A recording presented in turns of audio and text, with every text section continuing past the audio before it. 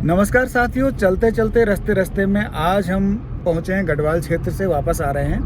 पूरा चुनाव का जो पूरा परिणाम है उसका विश्लेषण है।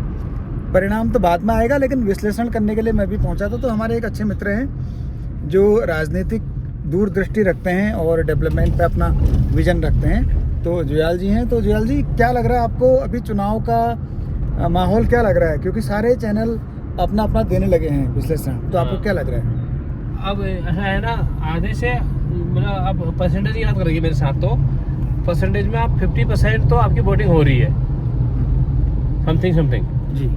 लेकिन 50% के बावजूद भी अब ये किसको वोट जा रहे हैं, कहाँ जा रहे हैं, ये डिक्लेयर नहीं है।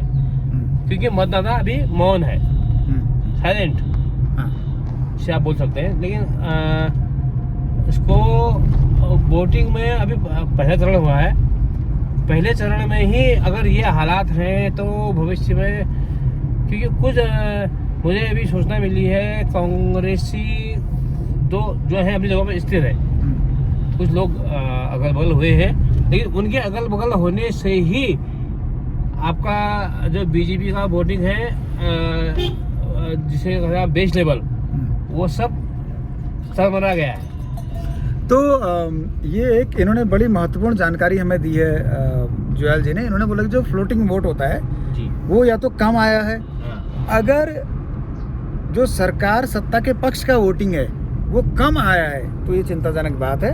आने वाले 6 चरण और भी मतदान के बाकी हैं। अगर इसी तरीके से मतदान कम होता रहा तो चुनाव आयोग पर भी गहरा गंभीर सवाल लगता है। चुनाव आयोग ने स्वीप के तहत कितने करोड़ की, कितने लाख की योजनाएं शुरू की हैं। बहुत सारा पैसा चुनाव आयोग ने खर्च किया है।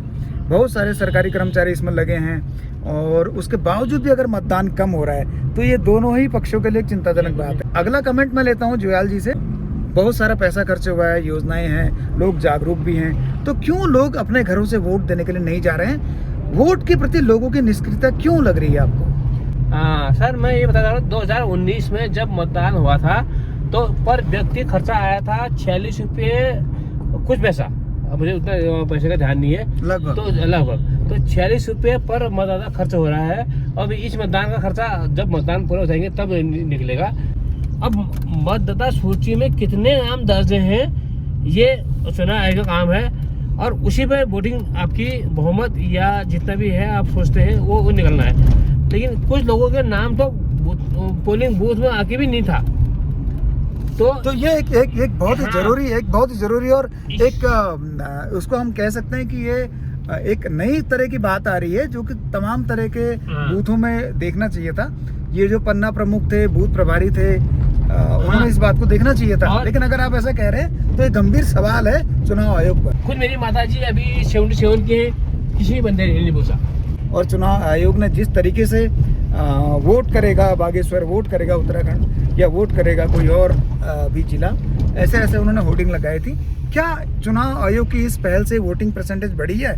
नहीं बढ़ी है। वोटिंग परसेंटेज अगर घट रही है तो एक बड़ा सवाल है, केंद्रीय सवाल है, सेंट्रल लेवल का सवाल है कि आप करोड़ों रुपए खर्च कर रहे हैं वोटिंग परसेंटेज को बढ़ाने के लिए, उसके बावजूद भी आपका वोट परसेंटेज कम हो रहा है। कौन है? तो ये बहुत ही अजीब व गरीब तरह का सवाल हमारे सामने अभी आ चुका है। लोग अपने घरों से वोट देने के लिए क्यों नहीं जा रहे हैं? जब अमृत काल है, अच्छे दिन हैं, बेहतरीन व्यवस्थाएं हैं, तो क्यों लोग वोट देने से कतरा रहे हैं? बड़ा सवाल है और अच्छा सवाल है।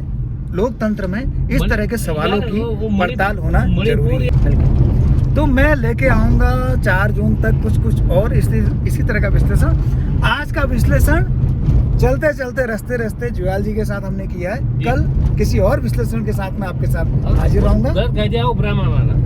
तो देखते रहिए स्वर स्वतंत्र, और सपोर्ट कीजिए। आपको लगता है कि मैं मुद्दों की बात आप तक लेके आता हूं तो प्लीज जुड़िए मुझसे और मेरा हौसला बढ़ाइए। नमस्कार, जय हिंद, जय भारत, जय उत्तराखंड।